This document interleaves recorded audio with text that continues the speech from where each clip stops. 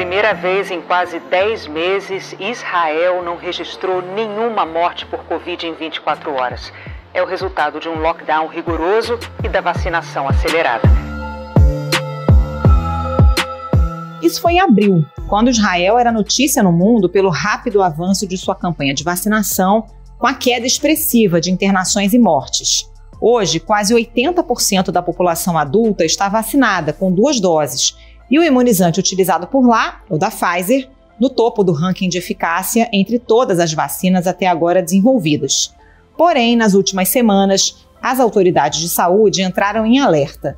Com o avanço da variante Delta, o número de novos casos aumentou significativamente, atingindo os patamares de fevereiro, embora com uma proporção bem menor de mortes e internações graves, graças à vacinação. As autoridades de saúde discutem retomar medidas restritivas em Israel e já deram início à aplicação de doses de reforço. O presidente israelense Isaac Herzog recebeu a 3ª dose da vacina da Pfizer contra a Covid. Ele foi a primeira pessoa do país a receber esse reforço, que a partir de hoje vai ser aplicado em todos os cidadãos com 60 anos ou mais. Nos Estados Unidos, o FDA, a Anvisa americana, está prestes a autorizar a aplicação da 3ª dose da Pfizer ou da Moderna para pessoas imunossuprimidas, como transplantados ou em tratamento de doenças autoimunes. Na Indonésia, que utiliza a Coronavac, o debate sobre a aplicação da 3ª dose em profissionais de saúde está em curso. Em todos os casos, o reforço é tido como alternativa para conter casos graves e óbitos, com a queda progressiva da imunidade de quem tem uma resposta mais fraca, seja em razão de comorbidades ou pelo avanço da idade. No Brasil, com um pouco mais de 22% da população com 2 doses, o problema é atender a demanda de pessoas ainda não vacinadas e planejar a 3ª dose da população mais vulnerável, especialmente onde a variante Delta se espalha com velocidade. Neste momento, a maior parte dos casos de Covid no estado do Rio não é atribuída à variante Delta, mas as autoridades de saúde acreditam que esse quadro mude até o fim do mês. O epicentro dessa cepa no país está aqui, segundo o Ministério da Saúde. Como é possível planejar o início das doses de reforço sem comprometer o avanço da campanha de vacinação? Em quais grupos essa medida é mais importante? E qual é o papel da variante Delta para acelerar o debate sobre a 3ª dose? Esses são os temas do Ao Ponto desta sexta-feira. Eu sou o Roberto Maltic, estou com a Carolina Moran e nesse episódio conversamos com o infectologista Júlio Croda, pesquisador da Fiocruz e professor da Universidade Federal de Mato Grosso do Sul. Fique com a gente.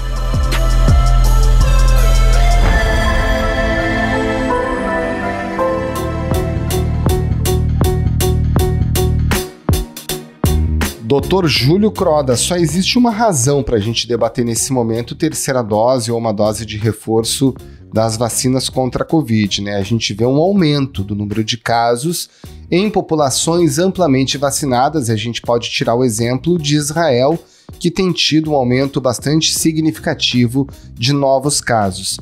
Na avaliação do senhor, quais são as premissas que devem ser avaliadas antes de a gente começar a discutir efetivamente aqui no Brasil sobre iniciar ou não uma campanha de 3ª dose ou dose de reforço em populações específicas? Primeiro, a gente tem que entender qual a previsão de quantitativo que nós temos para receber no Brasil, né? E, nesse sentido, a gente tem que garantir a 2ª dose para todas as pessoas acima de 50 anos e todos que já foram vacinados com a 1ª dose. Então, essa é a primeira premissa, né? Garantir que todos possam completar o seu esquema vacinal, principalmente no contexto da variante Delta. Uma outra premissa é a chegada da variante Delta, que a gente sabe que é uma variante que tem um escape de resposta imune maior comparativamente com outras variantes. Como você mesmo falou, em Israel está aumentando o número de casos, principalmente em pessoas completamente vacinadas. Isso também acontece em outros países. Alguns países não apresentam aumento de hospitalização e óbito nesse grupo específico que recebeu o esquema vacinal completo. E a gente vai ter que entender qual o impacto do aumento de número de casos, se é um aumento isolado de número de casos, mas também, concomitantemente, se existe um aumento de hospitalizações e óbitos, principalmente nos grupos de pessoas que já possuem uma resposta imunológica menor às vacinas, que seriam população idosa, por conta da imunossenescência, que é um fenômeno global em relação à resposta às vacinas, não só de Covid-19, mas para qualquer vacina, ou seja, quanto mais velho você for, maior o risco de você ter uma baixa resposta, uma baixa proteção vacinal. E a questão também de imunossuprimidos, pacientes transplantados, pacientes reumatológicos que recebem imunossupressores, esses, por conta do tratamento, também podem possuir uma resposta imunológica menor e de alguma forma, está associada a menor proteção. Então, realmente é importante entender que talvez só esses grupos específicos estariam sob maior risco no contexto do aparecimento de uma nova variante que é mais transmissível, mas que também tem um maior escape de resposta imune. Pois é, doutor Júlio, o FDA americano já iniciou estudos para aplicação de uma terceira dose em pacientes imunodeprimidos. Só que esse conceito é muito vasto, né? Vai desde transplantados até pessoas idosas. Considerando as vacinas que a gente tem em uso aqui no Brasil, quais são esses grupos que, na sua avaliação, deveriam ser alvo aí de um debate, de um olhar mais atento sobre a aplicação da terceira dose? Os idosos, em geral, por exemplo, poderiam ser um desses grupos? Com certeza idosos, né? Porque a gente sabe que esse fenômeno já está sendo constatado, né? Para a vacina do Covid-19, né? E os idosos extremos apresentam a resposta imunológica menor à vacina e como existe uma queda dessa proteção ao longo do tempo, depois de 6 meses, 9 meses, 12 meses, essa queda de resposta imune pode estar associada a uma perda de proteção. Sempre começando com as faixas etárias extremas, acima de 90 anos, depois 80 anos, 70 anos. Depende muito do quantitativo de vacina disponível. Os imunossuprimidos são pessoas que recebem algum tratamento que diminui a resposta imune. Geralmente são pacientes transplantados, né, de diversos órgãos, mas também pacientes que têm alguma doença gastrointestinal importante, doenças reumatológicas importantes. Quando o Ministério da Saúde for discutir isso, né, é bom deixar claro quem seria esse grupo prioritário para receber nesse momento um reforço de vacina. E é isso que está acontecendo no mundo todo, essa discussão. Alguns países já se anteciparam justamente pelo medo da variante Delta e já estão iniciando esse processo, que é o caso de Israel.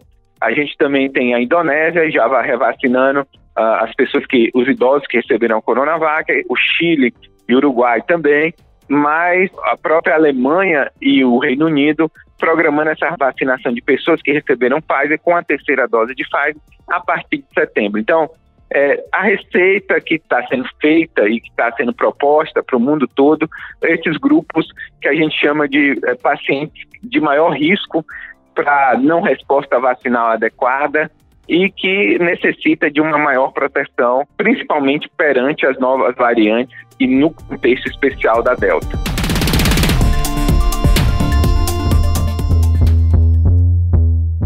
Bom, doutor Júlio, por um lado a gente vê a Delta avançando rapidamente aqui no Brasil e em especial no Rio de Janeiro, né? Por outro, a gente tem, nesse momento, um pouco mais de 22% da população brasileira com 2 doses e enfrentamos ainda problemas logísticos bem importantes.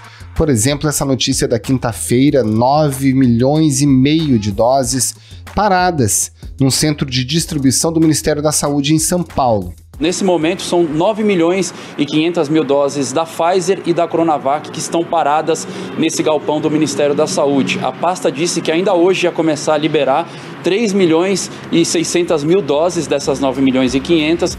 Nesse contexto, é possível projetar quando que a gente vai ter condições de entrar de fato com uma estratégia de terceira dose de reforço para proteger essas populações mais vulneráveis? Qual é o tamanho do desafio para planejar isso? Esse é o meu medo, né? Esse é o meu maior temor. Porque diferente de outros países que fizeram um planejamento adequado no passado e possuíam doses de vacina para vacinar toda a sua população muito rapidamente, caso da Inglaterra, da Alemanha, de Israel, todos esses países estão programando essa dose de reforço depois de ter vacinado a maioria da população com primeira dose e mais de 60%, 70% da população com 2 doses de vacina.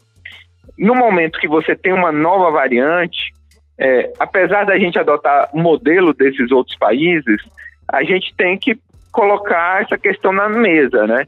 É melhor a gente, por exemplo, avançar a vacinação em adolescentes, né?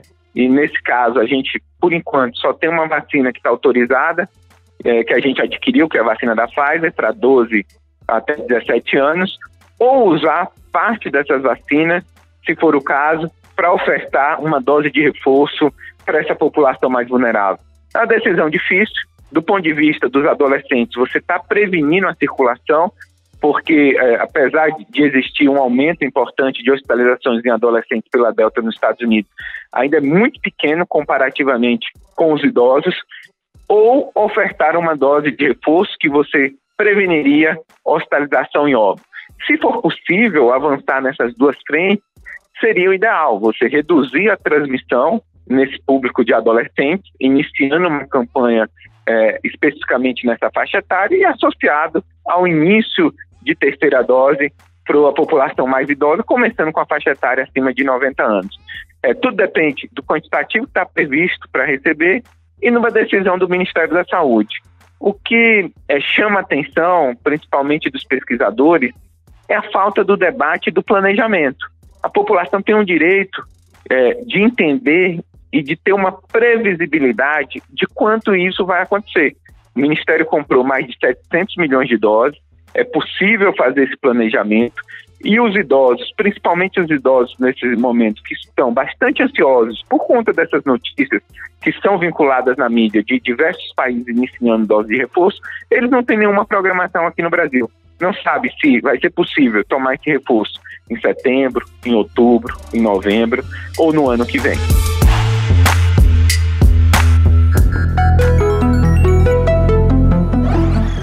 O que a gente já sabe, doutor, sobre o tempo da imunidade gerada pelas vacinas? Porque teve muito essa discussão, né? Se a gente ia ter que tomar vacina todo ano, por quanto tempo as vacinas conseguiriam nos proteger. O que a gente já sabe sobre isso e em que medida as novas variantes também são um ponto de alerta e podem alterar até esse tempo de duração da imunidade das vacinas?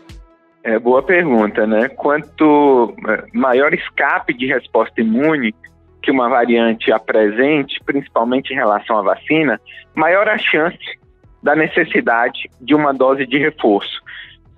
A gente acredita que vai ser necessário uma dose de reforço, principalmente para esses grupos mais vulneráveis que a gente já comentou e discutiu, né? Agora, a grande pergunta que a gente ainda não tem muitos dados é quando. Quando que vai ser necessário essa dose de reforço? Existe pesquisas que demonstraram uma queda de anticorpo neutralizante para todas as vacinas, né? Após 6 meses da sua aplicação, a gente tem dados para Pfizer, para AstraZeneca, para Coronavac. Essa queda de anticorpo neutralizante está associada à proteção de doenças leves e doenças sintomáticas, mas não tem uma associação bem clara em relação à proteção de doença grave, hospitalização e óbito, que é justamente o principal objetivo da vacina, prevenir casos graves.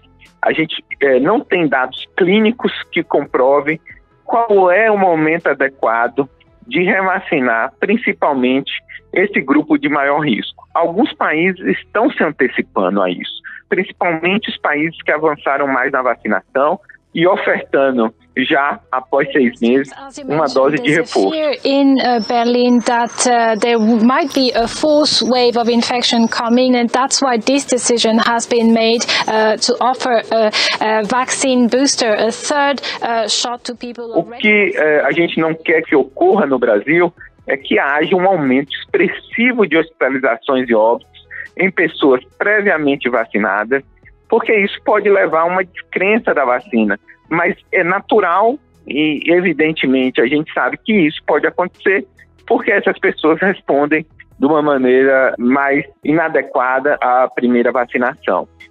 A gente tem que entender, monitorar isso muito de perto e, se possível, antecipar essa vacinação justamente para não aguardar o aumento de casos e principalmente de hospitalizações, para daí tomada de decisão. A gente pode prevenir isso, a gente deveria estar programando isso e eventualmente até antecipando essa programação, se os indicadores epidemiológicos demonstrarem claramente o aumento de hospitalização e óbito em pessoas vacinadas. Doutor, o senhor já mencionou que os mais idosos têm, de fato, uma imunidade cada vez mais baixa à medida que a idade avança. E aí surgem episódios muito tristes, né? Como a morte do Tarcísio Meira nessa quinta-feira, vacinado com 2 doses, que levantam dúvidas sobre a efetividade das vacinas e também alimentam, inclusive, o discurso negacionista, ainda mais com a gente aqui falando de terceira dose.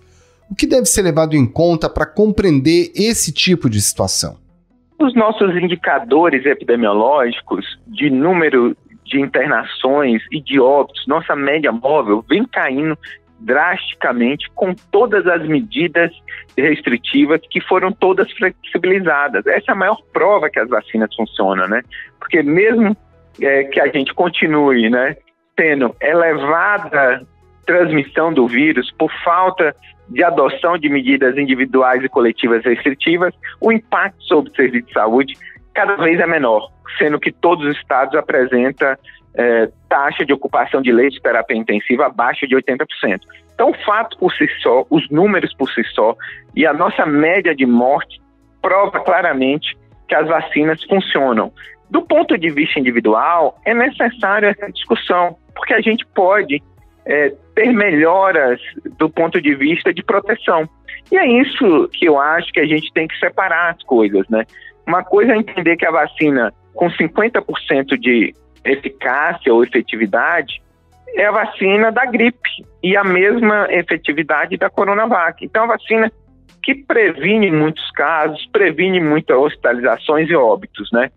Mas a gente não pode se furtar do debate de entender que essa eficácia, essa efetividade pode ser melhor, principalmente com booster, com revacinação da mesma vacina ou até de outras vacinas. Tem estudo demonstrando que a vacinação heteróloga, ou seja, utilizando 2 tipos de vacina, podem gerar uma resposta imune muito mais robusta e, portanto, mais protetora.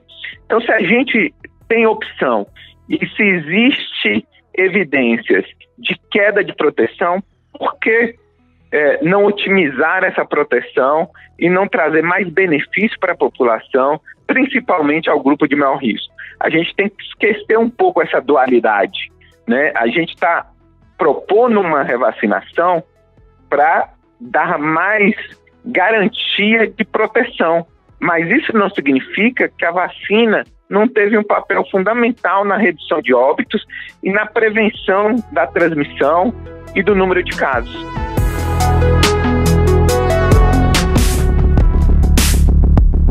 Pois é, doutor, o senhor falou aí num regime heterólogo, né, de vacinação. Num país do tamanho do Brasil, com a nossa complexidade, 4 vacinas em uso, necessariamente esse debate sobre dose de reforço tem que passar por aí, né? Sobre a possibilidade de idosos, por exemplo, que tomaram a Coronavac, receber uma dose de Pfizer ou da AstraZeneca ou mesmo da Janssen e vice-versa. Eu acho que a gente tem pouco debate novamente a respeito disso, né? Outros países já autorizaram uma vacinação heteróloga, né?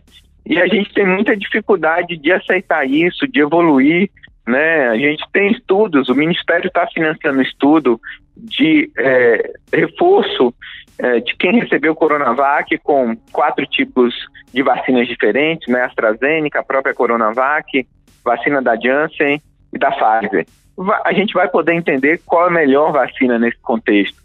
Mas a gente tem que acelerar esse tipo de estudo e também, do ponto de vista da decisão, entender que muitas das condutas que a gente deve tomar tem que ser baseada na experiência de outros países, né? E aí entender o que está acontecendo no mundo e por que esses países foram nessa direção, né?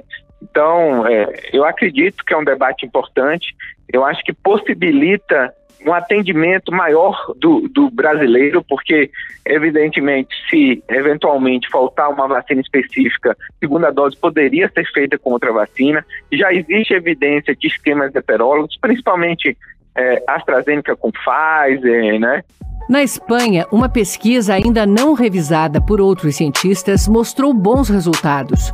Os voluntários que tomaram a primeira dose de AstraZeneca e 2 semanas depois a segunda de Pfizer tiveram um aumento expressivo na produção de anticorpos. A gente agora está financiando estudos com vacinação heteróloga com Coronavac, e como o Brasil sempre foi líder no que diz respeito aos estudos de Coronavac, é função nossa também desenvolver essas evidências, mas a gente podia evoluir de uma forma mais rápida nesses esclarecimentos. São estudos que podem ser feitos de maneira muito rápida, principalmente os estudos que avaliam anticorpo neutralizante, que trariam algum tipo de evidência para a tomada de decisão do gestor. A gente não vai ter tempo para toda pergunta em relação à eficácia da vacina ou efetividade da vacina, desenvolver um estudo clínico, como foi feito no início, e avaliar, através desse desenho, após 6 meses, 1 ano, qual seria o melhor caminho. A gente vai ter que utilizar dados de resposta imune, de anticorpo neutralizante, de estudos de efetividade da vida real, para a tomada de decisão. E está faltando muito essa parte técnica no Ministério, né? A gente vê pouco debate a respeito disso. O mundo está evoluindo, está sendo inovador, está propondo novas metodologias de vacinação, grupos de revacinação, e a gente está meio estático no Brasil. A gente não está evoluindo esse debate, a gente não vê um debate sério, técnico-científico ocorrer por parte do Ministério da Saúde. Doutor, a gente vive uma expectativa muito grande sobre o impacto do avanço da variante Delta aqui no Brasil, no momento em que a vacinação também avança, né? Fica aquela dúvida de quem vai vencer essa batalha, se a vacinação vai dar conta de conter a Delta ou se realmente essa nova variante vai avançar muito e, inclusive, começar a aumentar o número de mortes aqui no Brasil. O que a gente já sabe? Quais são os dados mais atualizados sobre a Delta por aqui? E agora tem até uma nova variante, a variante Lota, né, que apareceu nos Estados Unidos, também uma fonte de preocupação? A Lota é uma variante nova, né, que parece ser mais patogênica, entretanto, ela não se tornou predominante, né? Então, assim, nesse momento, o que chama atenção mesmo é a variante Delta. A variante Delta, ela vem se tornando predominante no mundo todo, mais de 90% dos sequenciamentos são variante Delta, então ela ocupou o espaço. Países como o México, que tinha alfa, gama e Delta, a Delta se tornou predominante.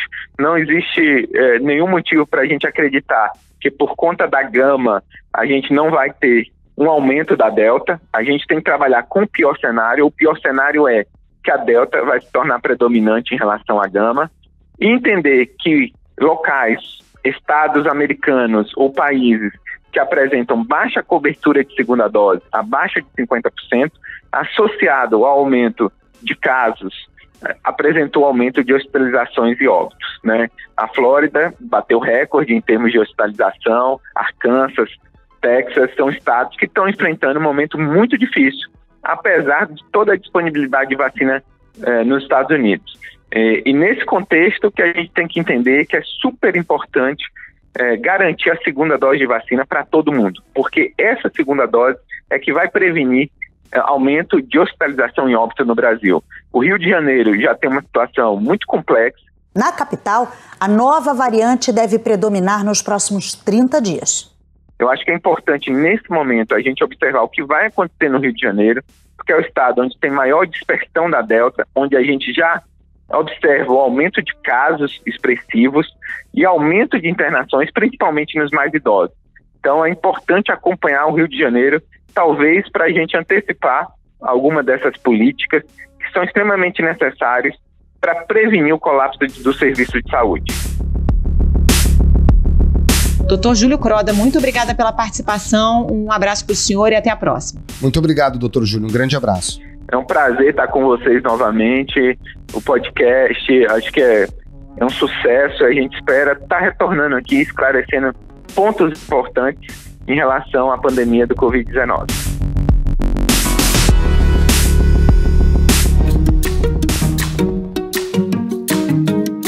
Esse foi o Ponto de hoje, o podcast diário da redação do Globo. Nessa conversa a gente conta com a participação de toda a equipe do jornal, as mesmas pessoas que levam até você informação e análise de qualidade todos os dias. Quer saber mais? Assine o Globo. Acesse assineoglobo.com.br e confira todas as notícias e reportagens especiais. A edição é do João Guilherme Lacerda. Tchau. Até mais.